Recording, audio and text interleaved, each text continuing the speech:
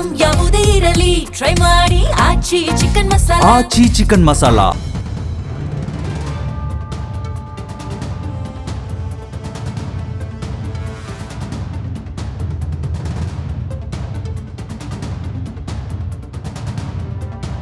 ಸಚಿವ ಟಿ ಸುಧಾಕರ್ ನಿಧನದಿಂದ ತೆರವಾಗಿರುವ ಸ್ಥಾನಕ್ಕೆ ಫೈಟ್ ಜೋರಾಗಿದೆ.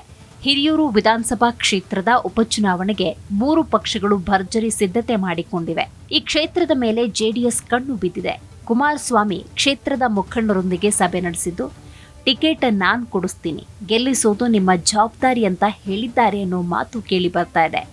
ಹಿರಿಯೂರು ಉಪಚುನಾವಣೆಯಲ್ಲಿ ಜೆಡಿಎಸ್ ಸ್ಪರ್ಧೆಗೆ ಒಲವು ತೋರಿದ್ದು, ಅದಕ್ಕಾಗಿ ಜೆಡಿಎಸ್ ಅಭ್ಯರ್ಥಿ ಕಣಕ್ಕಿಳಿಸುವುದಕ್ಕೆ ಕುಮಾರಸ್ವಾಮಿ ಮುಂದಾಗಿದ್ದಾರೆ. ಕೇಂದ್ರದ ಬಿಜೆಪಿ ನಾಯಕರ ಜೊತೆ ಚರ್ಚಿಸಿ ತೀರ್ಮಾನಕ್ಕೆ ಬಂದಿದ್ದು, ಕಳೆದ ಬಾರಿ ಜೆಡಿಎಸ್ನಿಂದ ಸ್ಪರ್ಧಿಸಿ ಎಂ ರವೀಂದ್ರಪ್ಪ ಅವರು 38,000 ಮತಗಳನ್ನು ಪಡೆದುಕೊಂಡಿದ್ರು.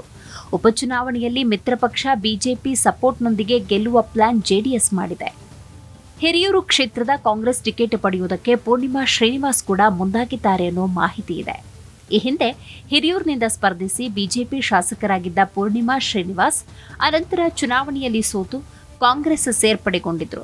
2028ರ ವಿಧಾನಸಭಾ ಚುನಾವಣೆಯಲ್ಲಿ ಕೆಆರ್ಪುರ ಕ್ಷೇತ್ರದ ಮೇಲೆ ಸ್ಪರ್ಧೆಗೆ ಸಿದ್ಧತೆ ನಡೆಸಿದ್ದ ಪೂರ್ಣಿಮಾ ಶ್ರೀನಿವಾಸ್ ಈಗ ಸುಧಾಕರ್ ನಿಧನದಿಂದ ತೆರವಾಗಿರುವ ಕ್ಷೇತ್ರ ಹಿರಿಯೂರಿನಿಂದ ಸ್ಪರ್ಧೆಗೆ ಇಂಗಿತ ವ್ಯಕ್ತಪಡಿಸಿದ್ದಾರೆ ಅಂತ ಹೇಳಲಾಗ್ತಾ ಇದೆ. ಹಾಗಾಗಿ ಕಾಂಗ್ರೆಸ್ನಿಂದ ಪೂರ್ಣಿಮಾ ಶ್ರೀನಿವಾಸ್ ಅಖಾಡಕ್ಕಿಳಿತಾರಾ ಅನ್ನುವಂಥ ಪ್ರಶ್ನೆ ಉದ್ಭವಿಸಿದೆ. ಹಾಗಾದ್ರೆ ಬಿಜೆಪಿಯ ಬಿಗ್ ಪ್ಲಾನ್ ಆದ್ರೂ ಏನು? ಹಿರಿಯೂರು ಕ್ಷೇತ್ರ ಗೆಲ್ಲಲು ಮೈತ್ರಿ ಪಕ್ಷಗಳ ಕಸರತ್ತು ಜೋರಾಗಿದೆ.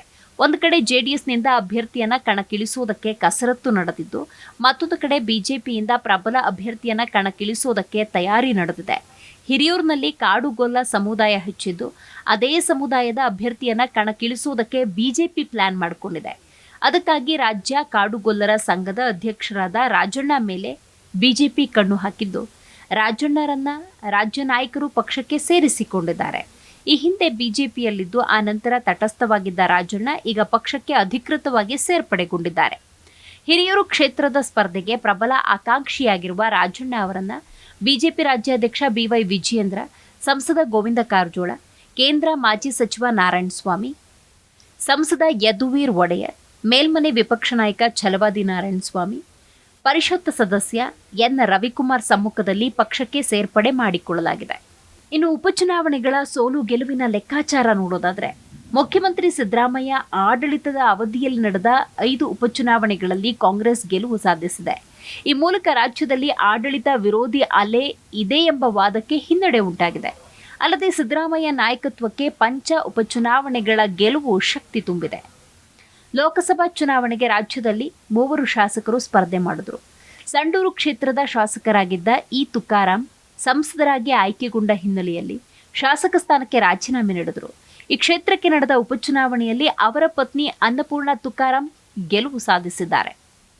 ಅದೇ ರೀತಿ ಚನ್ನಪಟ್ಟಣ ಶಾಸಕರಾಗಿದ್ದ ಎಚ್ ಡಿ ಕುಮಾರಸ್ವಾಮಿ ಹಾಗೂ ಶಿಗ್ಗಾವಿ ಶಾಸಕರಾಗಿದ್ದ ಬಸವರಾಜ ಬೊಮ್ಮಾಯಿ ಸಂಸದರಾಗಿ ಆಯ್ಕೆಯಾದ ಹಿನ್ನೆಲೆಯಲ್ಲಿ 2 ಕ್ಷೇತ್ರಗಳು ತೆರವಾದವು. ಚನ್ನಪಟ್ಟಣದಲ್ಲಿ ಸಿಪಿ ಯೋಗೇಶ್ವರ್ ಹಾಗೂ ಶಿಗ್ಗಾವಿಯಲ್ಲಿ ಯಾಸಿರ್ ಖಾನ್ ಪಠಾಣ್ ಗೆಲುವು ಸಾಧಿಸಿದ್ದಾರೆ. ಹೀಗಾಗಿ 3 ಉಪಚುನಾವಣೆಯಲ್ಲಿ ಕಾಂಗ್ರೆಸ್ ಪಕ್ಷಕ್ಕೆ ಗೆಲುವಾಗಿದೆ. ಇದು ಸಿದ್ದರಾಮಯ್ಯ ಅವರಿಗೆ ಪ್ಲಸ್ ಪಾಯಿಂಟ್ ಆಗಿದೆ. ಇನ್ನು ಮತ್ತೆರಡು ಉಪಚುನಾವಣೆಗಳು ನಡೆಯಿತು. ಹೌದು, ಈ ನಡುವೆ ದಾವಣಗೆರೆ ದಕ್ಷಿಣ ಕ್ಷೇತ್ರ ಹಾಗೂ ಬಾಗಲಕೋಟೆಯಲ್ಲಿ ಉಪಚುನಾವಣೆ ನಡೆಯಿತು. ಆ ಉಪಚುನಾವಣೆಯಲ್ಲೂ ಕೂಡ ಕಾಂಗ್ರೆಸ್ ಗೆಲುವು ಸಾಧಿಸಿದೆ. ಈ 2 ಕ್ಷೇತ್ರಗಳು ಕಾಂಗ್ರೆಸ್ ಪಕ್ಷದ್ದಾಗಿತ್ತು. ಹಾಗಾಗಿ ಕ್ಷೇತ್ರಗಳನ್ನು ತನ್ನಲ್ಲಿ ಉಳಿಸಿಕೊಳ್ಳುವುದು ಅನಿವಾರ್ಯವೂ ಆಗಿತ್ತು. ಈ ಕಾರಣಕ್ಕಾಗಿ ಸಿದ್ದರಾಮಯ್ಯ ಉಪಚುನಾವಣೆಯನ್ನು ಪ್ರತಿಷ್ಠೆಯಾಗಿ ತೆಗೆದುಕೊಂಡಿದ್ರು. ಖುದ್ದಾಗಿ ಕ್ಷೇತ್ರಕ್ಕೆ ಹೋಗಿ ಪ್ರಚಾರ ನಡೆಸಿದ್ರು. ದಾವಣಗೆರೆ ದಕ್ಷಿಣದಲ್ಲಿ ಬಂಡಾಯ ಇದ್ರೂ ಕಾಂಗ್ರೆಸ್ ಅಭ್ಯರ್ಥಿಗೆ ಗೆಲುವಾಗಿದೆ. ಬಾಗಲಕೋಟೆಯಲ್ಲಿ ದೊಡ್ಡ ಪ್ರಮಾಣದಲ್ಲಿ ಕಾಂಗ್ರೆಸ್ ಅಭ್ಯರ್ಥಿಗೆ ಗೆಲುವಾಗಿದೆ.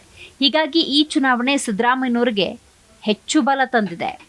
ರಾಜ್ಯದಲ್ಲಿ ಆಡಳಿತ ವಿರೋಧಿ ಅಲೆ ಇದೆ. ಹೀಗಾಗಿ ಚುನಾವಣೆ ಘೋಷಣೆಯಾದರೆ ಕಾಂಗ್ರೆಸ್ ಹೀನಾಯವಾಗಿ ಸೋಲತೆ ಅಂತ ಬಿಜೆಪಿ ವಾದ ಮಾಡ್ತಾ ಇತ್ತು. 2 ಉಪಚುನಾವಣೆಯಲ್ಲಿ ಕಾಂಗ್ರೆಸ್ ಸೋಲತೆ ಅಂತ ಭವಿಷ್ಯ ಕೂಡ ನುಡಿದಿತ್ತು. ಆದರೆ ಚುನಾವಣಾ ಫಲಿತಾಂಶ ವ್ಯತಿರಿಕ್ತವಾಗಿದೆ. ರಾಜ್ಯದಲ್ಲಿ ಕಾಂಗ್ರೆಸ್ ಪರವಾದ ವಾತಾವರಣ ಇದೆ.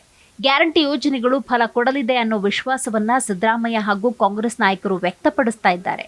ಈ ನಡುವೆ ಸಿಎಂ ಸಿದ್ದರಾಮಯ್ಯ ಅವರ ನಾಯಕತ್ವ ಬದಲಾವಣೆ ಆಗಲಿದೆ ಅನ್ನೋ ಚರ್ಚೆ ಕೂಡ ನಡೆಯುತ್ತಾ ಇದೆ.